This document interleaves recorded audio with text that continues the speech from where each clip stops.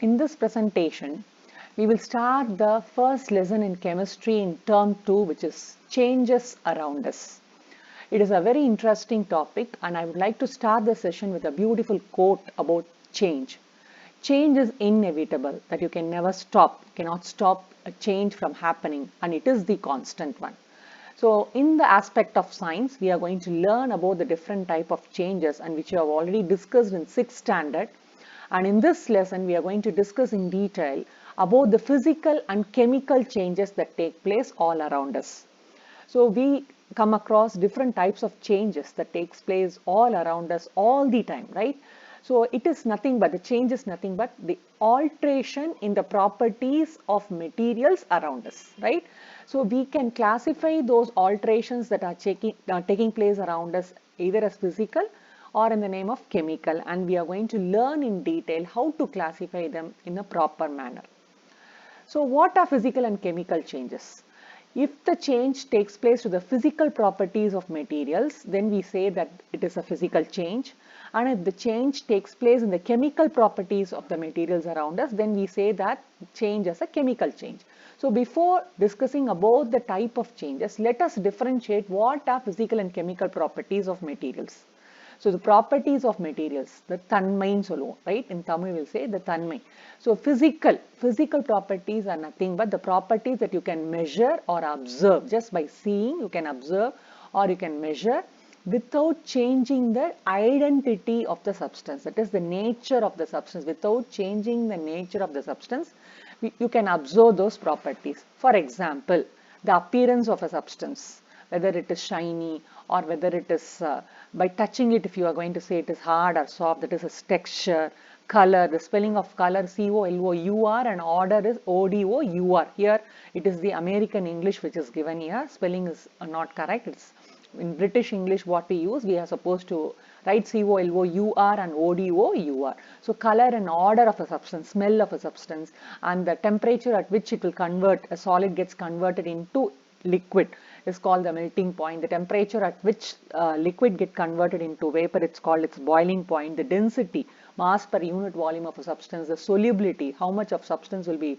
soluble in particular quantity of a solvent, all these are going to be the physical properties. Why? Because you're just going to observe without changing the identity. You're going to measure all these properties without changing the nature of the substance by just doing some changes, but it will not affect the identity. You're not going to change its nature of the substance.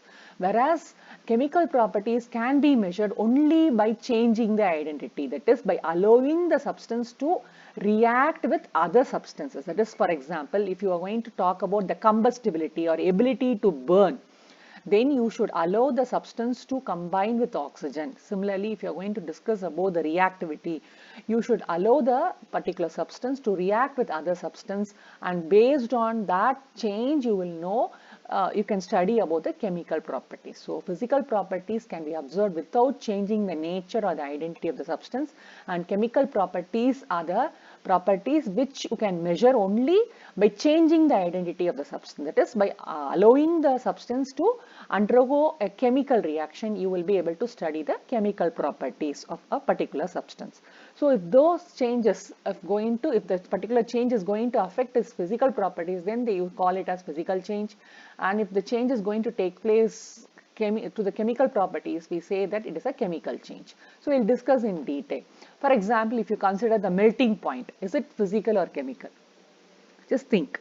You're going to just convert the solid to liquid, right? So the form or the state of a substance is only going to change, but no change in its identity. So it is called a physical, right? Flammable, that is whether it will catch fire or not. Definitely flammability is nothing but it is combining with oxygen and burning in air actually, right? So since it is going to change into an oxide form, since it is going to combine with oxygen and it is going to get change in its identity, a new substance is formed, we say that it is a chemical change, chemical property, right? Rather, so density, but here you're not going to have any combination with any other substance. You're just going to measure the mass per unit volume ratio, mass by volume ratio.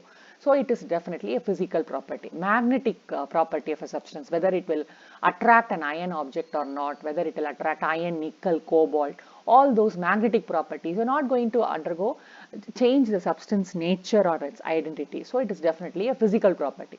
Tarnishing is, for example, silver objects. When you just leave it out for some days, it will turn into a grayish color.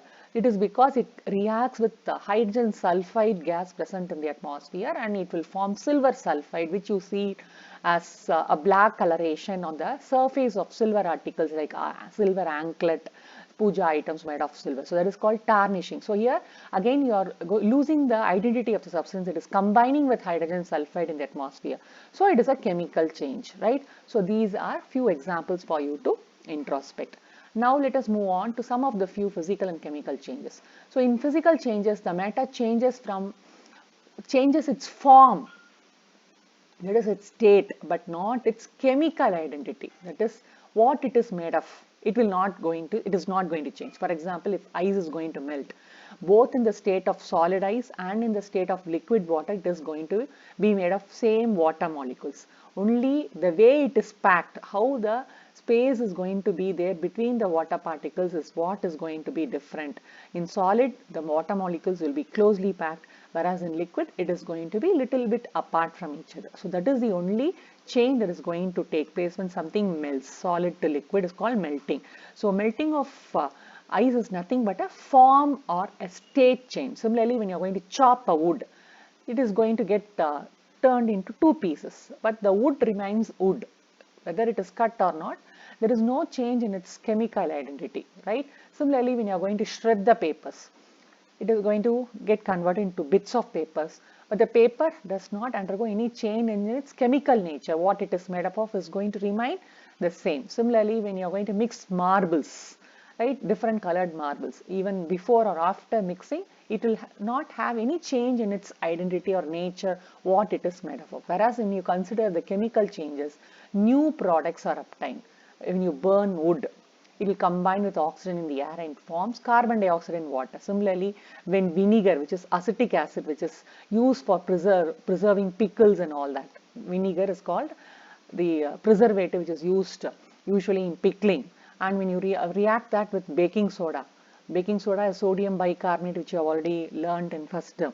So when you mix it, a chemical reaction takes place and you will see an evolution of carbon dioxide gas, which is just coming out as a effervescence, bubbles.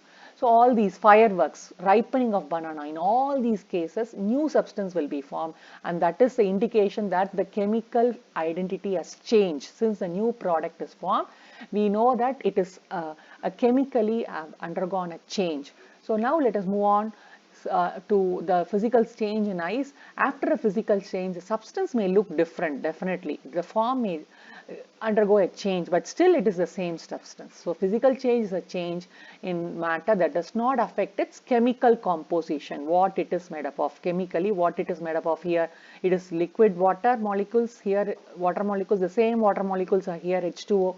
But the way it is arranged is going to be different. That is, the state is different, but the chemical composition has not changed, right? Whereas in chemical changes, the reaction involves chemical changes of atoms and molecules. There will be an exchange of electrons. There will be a sharing of electrons or exchange of electrons, which results in the formation of a new substance. So definitely there is a change in the identity of the substance, right?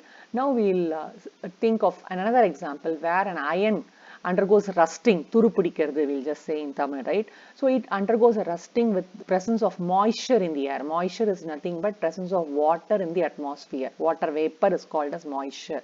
Humidity, we call it as damp air. So in the presence of water and oxygen in the air, iron will undergo oxidation. That is, it will get converted into iron oxide, and that is what you see as a brown coloration, the rust on the top. So since the rust is nothing but hydrated iron oxide, a new compound that is formed, it has lost its chemical identity, and that is why we say rusting is a chemical change. So here a new substance is formed. So since iron is converted into iron oxide, we say that it is a chemical change, right? So now physical change is a change which will happen only for the physical properties of a particular matter. So no new substance is formed, and so it is reversible. So these are the two important aspects that you have to see before deciding whether a particular change is a physical or a chemical change. New substance should not be formed, and sometimes it will be irreversible. So if both these two conditions are satisfied, or any one is satisfied, this is the main condition. No new substance should be formed.